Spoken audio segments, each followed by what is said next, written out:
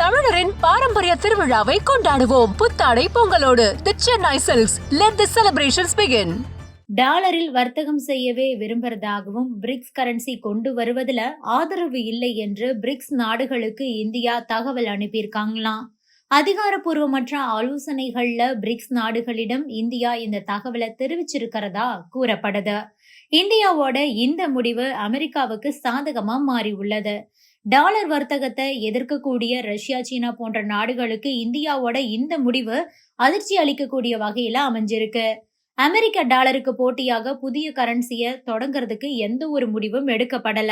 BRICS currency கொண்டு வரும் திட்டம் எல்லாம் எதுவும் இல்லை அப்படின்னுட்டு சமீபத்துல கூட கத்தார்ல நடந்த தோஹா போரம் மாநாட்டுல கலந்து கொள்ள சென்ற வெளியுறவுத்துறை அமைச்சர் ஜெய்சங்கர் தெரிவிச்சிருந்தாரு.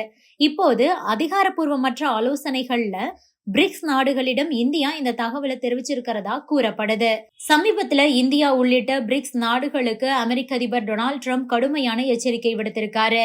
அமெரிக்க அதிபர் டொனால்ட் ட்ரம்ப் தன்னுடைய போஸ்ட்ல என்ன சொல்லிருப்பாருன்னா, பிரிக்ஸ் குழு தனியாக நாணயம் ஒன்றை உருவாக்க பார்த்தத அமெரிக்கா வேடிக்கை பார்த்த காலம் போய்விட்டது. பிரிக்ஸ் நாடுகள் புதியதா நாணயம் எதையும் உருவாக்க கூடாது. இல்லையென்றால் ஏற்கனவே இருக்கும் வேறு நாட்டு நாணயத்தை பயன்படுத்தக்கூடாது. அமெரிக்க டாலரை மட்டுமே இவர்கள் பயன்படுத்த வேண்டும். இல்லையென்றால் அவர்களுக்கு 100% கூடுதல் வரி விதிக்கப்படும். அமெரிக்காவில் அவர்கள் தங்களது பொருட்களை விற்பனை செய்யும் முடிவை கைவிட்டு விடலாம். வேறு யாராவது ஏமாளி கிடைத்தால் அவர்களிடம் போய் வியாபாரம் செய்யட்டும். பிரிக்ஸ் நாடுகள் சர்வதேச வியாபாரத்தில் டாலரை தவிர வேறு எதையும் பயன்படுத்தக்கூடாது. டாலர் வேண்டாம் என்றால் அமெரிக்காவுடன் உங்களுக்கு உள்ள உறவையும் துண்டித்துக் கொள்ளுங்கள் அப்படின்னுட்டு அமெரிக்க அதிபர் டொனால்ட் ட்ரம்ப் எச்சரிக்கை விடுத்திருந்தாரு. பிரேசில், ரஷ்யா, இந்தியா, சீனா, தென்னாப்பிரிக்கா ஆகிய நாடுகளை கொண்ட ஒரு வலுவான கூட்டமைப்பு தான் பிரிக்ஸ். இந்த பிரிக்ஸ் நாடுகளின் கூட்டமைப்பு ஒவ்வொரு வருஷமும் நடக்கும். கடந்த கூட்டத்துல இவங்க பிரிக்ஸ் நாணயம் குறித்து மேலோட்டமா ஆலோசனை செய்தாங்க அப்படிங்கறது நாம இங்கு குறிப்பிட்டு சொல்லணும்.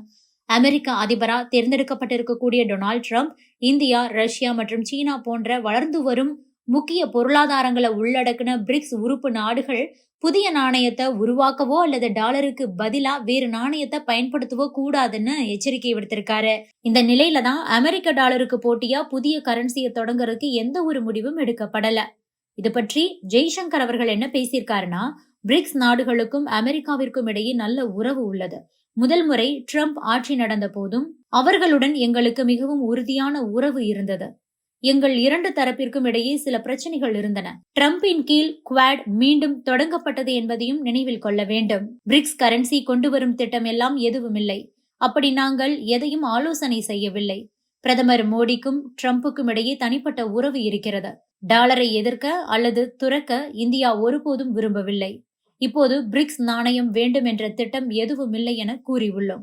அதை பற்றி நாங்கள் விவாதிக்கவும் இல்லை. பிரிக்ஸ் நிதி பரிவர்த்தனைகள் பற்றி மட்டுமே விவாதம் செய்தோம். அமெரிக்கா எங்களது மிகப்பெரிய வர்த்தக பங்காளி. டாலரை பலவீனப்படுத்துவதில் எங்களுக்கு எந்த ஒரு ஆர்வமும் இல்லை அப்படின்னு பேசியிருக்காரு வெளியுறவுத்துறை அமைச்சர் ஜெய்சங்கர். தமிழரின் பாரம்பரிய திருவிழாவை கொண்டாடுவோம். புத்தாடை பொங்கலோடு the Chennai silks. Let the celebrations begin.